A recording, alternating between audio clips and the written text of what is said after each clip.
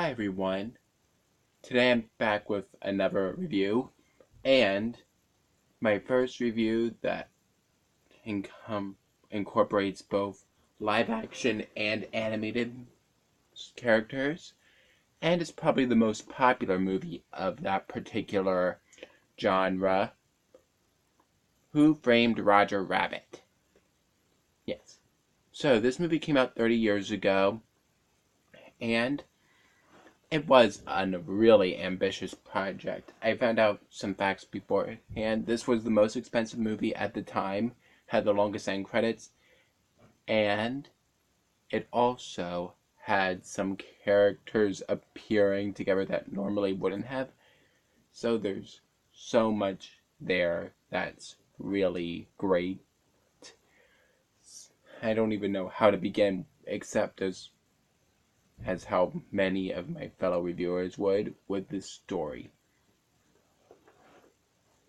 So we have Eddie Valiant, a detective that's become an alcoholic after the death of his brother and has gotten a prejudice against Toons because he doesn't know the identity of the one that was responsible for the crime. And it led to him having hatred towards almost all Toons, with some exceptions. But then, when a Toon, Roger Rabbit, is accused of murdering his wife's sugar daddy, Marvin Acme, and is being chased by the evil Judge Doom and his weasels, Eddie has to step in and crack the case of Who Framed Roger Rabbit. Title drop. So, this movie is sort of a whodunit, but at the same point, that isn't a real mystery. As soon as the villain comes on the screen, almost everyone could find out who really killed Acme. But at the same time, that doesn't mean that the movie doesn't have anything interesting in its story at all.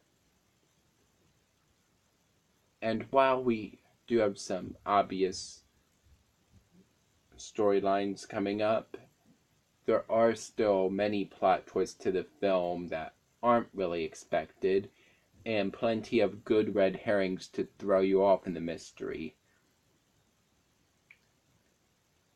And then we have some good character development for our protagonist, and how it's a story really about prejudice, and I believe the writers actually said that it was about racism and segregation. The Toons are forced to live in their ghetto-like, and that's ghetto as in a single type of people, not the slang, obnoxious term used by awful people to go against anyone they don't like. But anyway, like I said, Toontown is a settlement where all the Toons are expected to stay.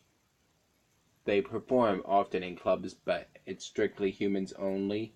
So that makes some nice parallels that actually would have been a major problem at this time in 1947.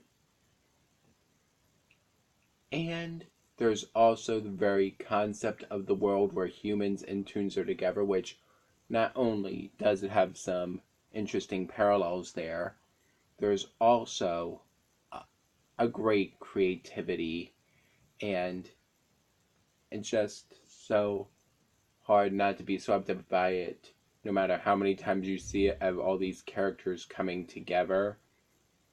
And at the same time, it shows the prejudices and how easy it is for one person of a particular group to start changing your opinion of that group as a whole if you're not careful. Which is a very rough message, but subtly handled and well done message that really needs to be taught nowadays. It might be obvious the answer of the question asked in the movie's title, but there's plenty of things to keep you interested until the end. The animation of this film is, of course, great. The visual effects in general are amazing for this movie. Mixing live action with animation had been done before in Disney films like The Three Caballeros and Mary Poppins to Warner Brothers cartoons like You Ought to Be in Pictures and The Incredible Mr. Limpet. But it was never done to this scale. The tunes really feel like they're part of the same place as the human actors, and they really share the same space. It isn't like in Mary Poppins where they hop through a chalk drawing, or in Bedknobs and Broomsticks when they go to the Isle of Naboomboo, or other clear separation of the two. Here throughout the movie, the characters do interact, and it really feels like they belong together. Several times, the actors and tunes wind up touching each other or pulling each other along, and it always looks convincing. They used puppetry as well as Charles Fleischer, the voice of Roger Rabbit, in a suit to be stand-ins for the effects, so the actors could better see where they're supposed to be looking. And that's the other great part of this. The actors really do act as if the cartoons are there. So that is really well done here. And of course, the animation really harkens back to classic animation tropes of the 40s. Cartoonish eyes. Roger himself seems to be capable of almost anything, similar to a Looney Tune or Tex Avery character, and can squeeze through anything. His eyes can pop out of his head. He's just so well animated and rendered. And the fact that they were able to do this all with hand-drawn when they still can't do anything like this with CGI to this extent, in my opinion, not to make it look this amazing, really does show how great this movie is and how amazing it is. As well as the whole idea of the animated characters they got for this. Before this, we hadn't seen Disney and Warner Brothers and other studios' cartoons together. Bugs Bunny and Mickey Mouse talk face to face together. Donald and Daffy dual pianos. And then the end has all the tunes together. Yeah. Tweety Bird, Woody Woodpecker, pretty much every Disney character that would have been around the late 40s to some early 50s ones. And even the ones that don't have actual lines in the movie really do have nice cameos, and just the idea that they're there, like Snow White helping an old lady across the street, and guess who it is? Yep, the Queen in her old peddler woman form. They really do work to show all that the movie has to offer for Toontown and create a really great environment in Toontown itself, which had some blues green effects, but otherwise was hand drawn. And seeing how all the little Easter eggs in this environment are amazing. Porky's all beef sausages, and then little Easter eggs all over. Willie the Giant is performing at a theater. Yeah. So Toontown is definitely the highlight of the movie, and probably the the best scene in one of any movie like this, or anime movie, period. Now, on to the characters other than the ones that make cameos.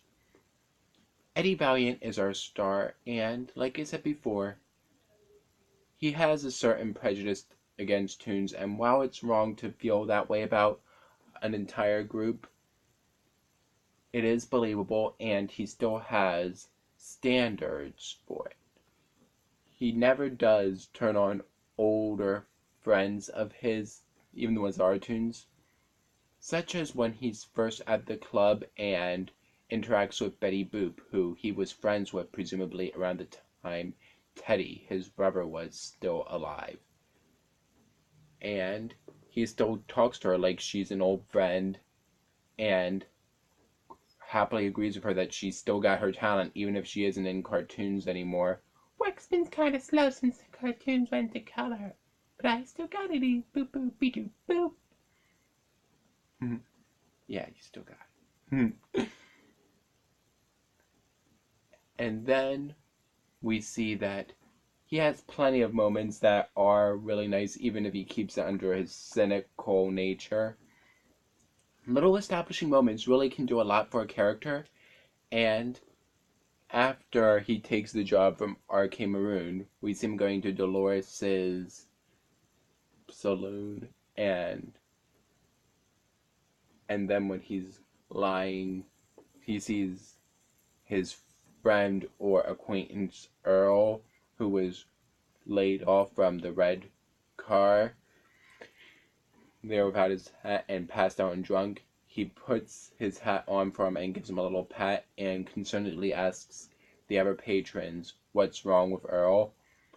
This really shows that he does have a true caring nature deep down, and over time he does learn to be less of a sourpuss and get his sense of humor back. Thanks, of course, to another great character in the movie, Roger. A documentary that was made around the time of the release of the film really said how he did have the wackiness of Tex Avery, which definitely is true. His first priority in life is always going to be making people laugh.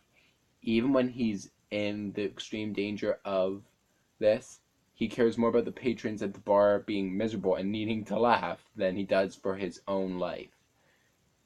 And that's a great thing about the character altogether.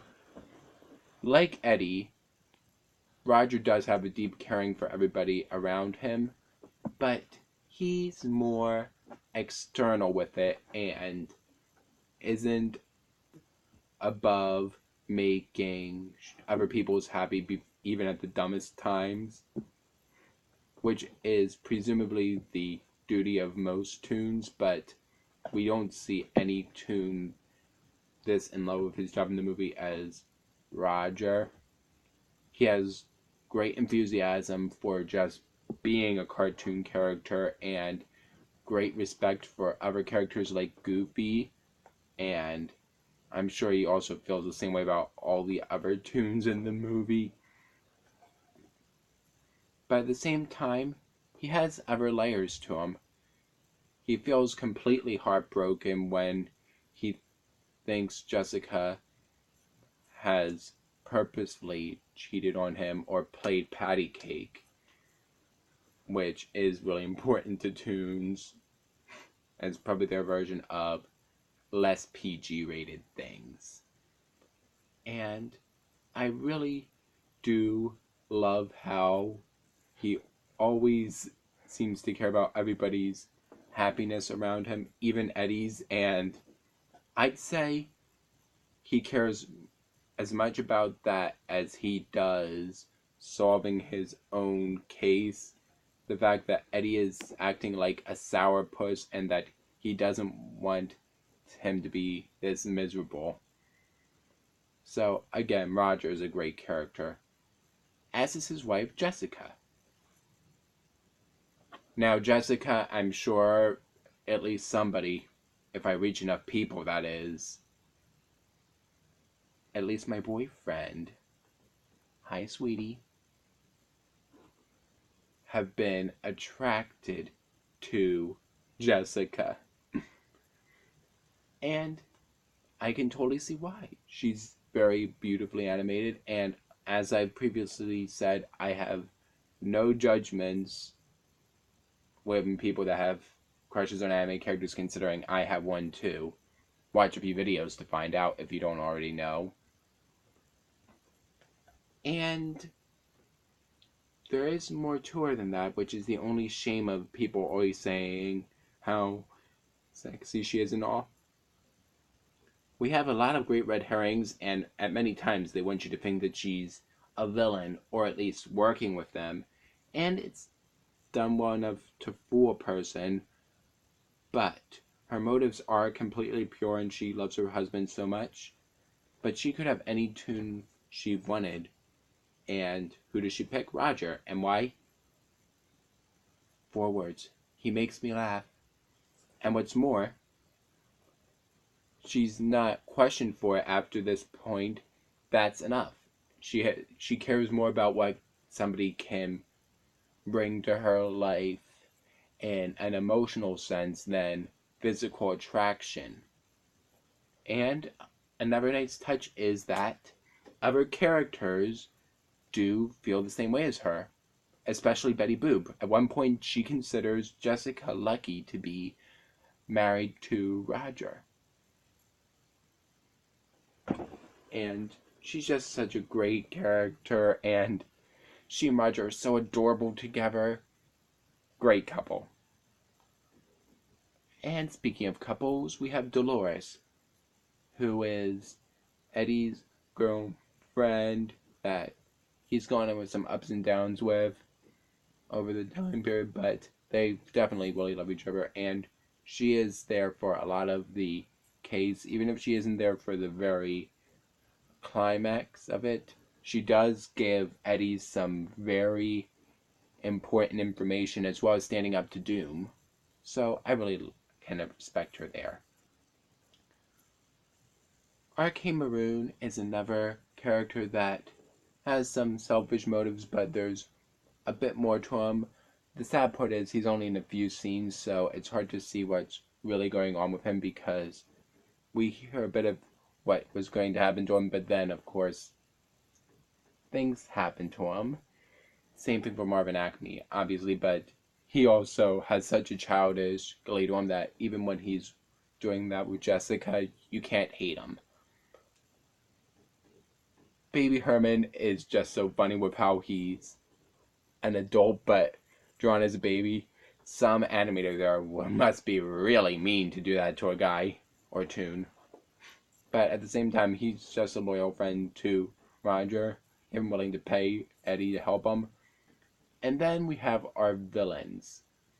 We have Judge Doom, who I'm sure you know the twist on, but I'm not going to say it, but it's definitely fun to rewatch the movie, if only for that one element.